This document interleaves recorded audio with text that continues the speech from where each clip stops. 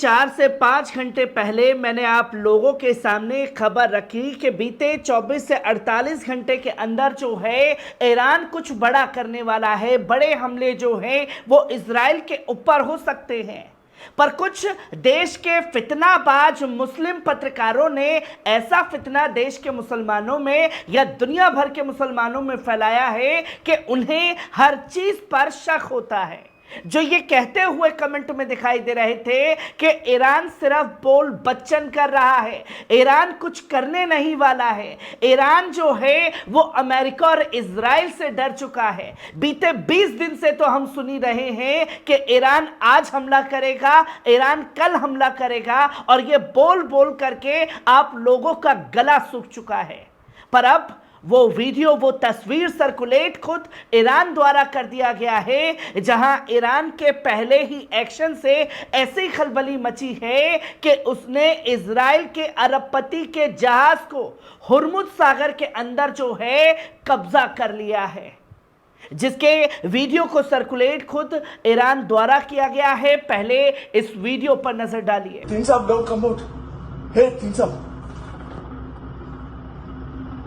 Chopper, yaar. Better go to bridge. आपने देखा कि किस तरीके से हुर्मुज सागर के पास से ये वीडियो जो है वो सर्कुलेट किया गया, और खुद ईरान की सेना IRGC ने इस वीडियो को सर्कुलेट करके बताया कि हमने इस जहाज को पूरी तरीके से कब्जा कर लिया है, जिसकी तस्वीर को सर्कुलेट करा गया।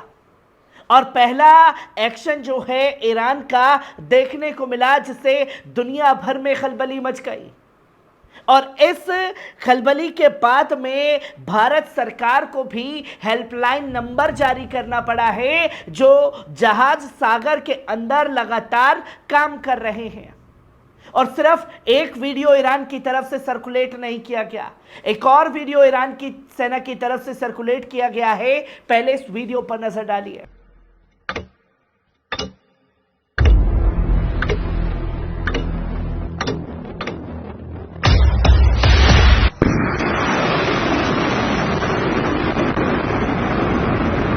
आपने देखा ये वीडियो, जहां साफ तौर पर ईरान की सेना ने इस वीडियो को दुनिया के सामने सर्कुलेट करके बताया कि वी आर रेडी, हम पूरी तरीके से तैयार हैं, बस एक आदेश का इंतजार है।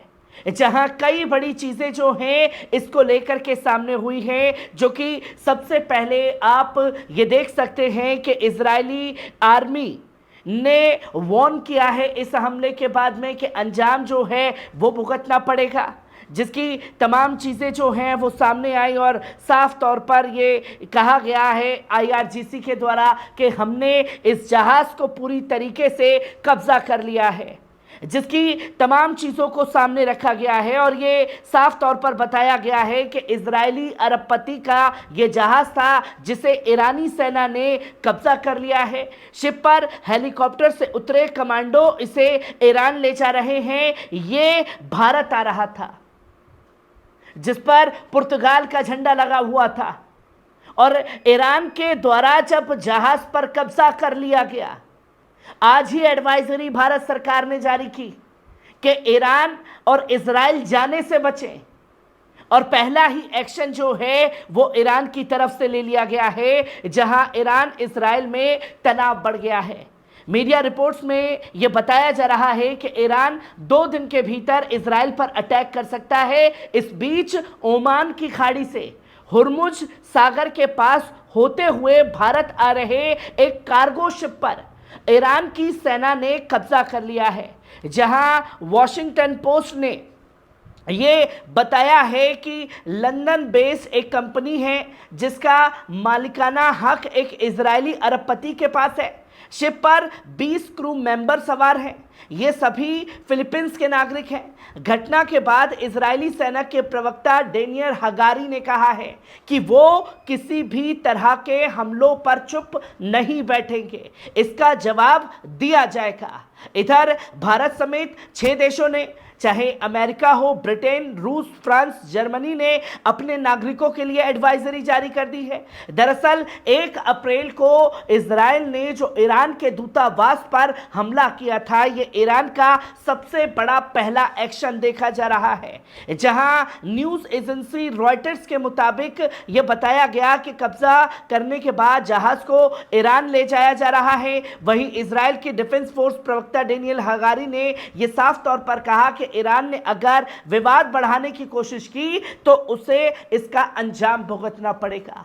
मतलब उल्टा चोर कोतवाल को डांटे, पहले आप मजलूम फिलिस्तीनियों का नरसंहार करें, उस नरसंहार के बाद आप ईरान के दूतावास पर हमला करें और ईरान उसके बाद आपके अरबपति के जहाज पर कब्जा कर ले, तो गीदड़ भपकियां देने का खेल जो है वो शुरू हो जाता है।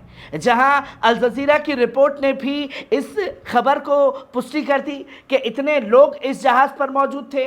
वहीं मिडल ईस्ट में एक ग्राफ जो है वो साझा किया जा रहा है, जहां बताया जा रहा है कि इतने देशों में, जो मिडल ईस्ट के 8 देश हैं, उसमें इतने अमेरिकी सैनिक मौजूद हैं। जहां आप ये देख सकते हैं कि तुर्की में 1465 अमेरिकी सैनिक हैं, सीरिया में 800 सैनिक है, इराक में 2500 सैनिक है, कुवैत में 13,500 सैनिक है, यूएई में 3500 सैनिक हैं और कतर में 10,000 सैनिक हैं, सऊदी अरब में 2700 सैनिक हैं और जॉर्डन के अंदर जो हैं 3,000 सैनिक हैं। और ये इजराइल ईरान का जो सटा हुआ बॉर्डर है, ये घेराबंदी जो है पूरी तरीके से की गई है, जो कि आप ग्राफ के जरिए देख सकते हैं। जहां ईरानी सेना ने इजराइल से जुड़े जहाज पर कब्जा करने के बाद उसकी एक और जानकारी दी, जिसमें यह बताया गया कि ईरान की नेवी ने यूएई के पास स्ट्रेट ऑफ होर्मुज सागर में इजराइल से जुड़े जहाज पर कब्जा किया,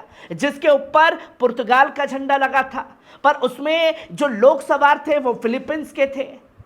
और ये अमेरिका के साथ साथ अमेरिका से होता हुआ यूएई पहुंचा और यूएई से होता हुआ ये भारत आ रहा था, जिसको कब्जा कर लिया गया है। और टाइम्स ऑफ इजराइल के मुताबिक कब्जे में लिए गए जहाज पर पुर्तगाल का झंडा लगा हुआ था, लंदन से आ रहा था और ये तमाम जानकारी जो है इसके बाद जारी की गई। और भारत सरकार की एम्बेसी ने ये एडवाइजरी और हेल्पलाइन नंबर भी अब जारी कर दिया है, जो कि आप स्क्रीन पर साफ तौर पर देख सकते हैं, जहां ईरान ने भारतीय दूतावास में तनाव की स्थिति में वहां भारतीय नागरिकों की मदद के लिए इमरजेंसी नंबर जारी किया है। जहां ईरान में लगभग 4,000 भारतीय रहते हैं, वहीं इजराइल में 18,500 प्रवासी भारतीय रहते हैं। हाल ही में भारत से 6,000 कामगारों को, मजदूरों को कंस्ट्रक्शन के काम के लिए इजराइल भेजा गया था। हालांकि इजराइल ने, भारतीय दूतावासों ने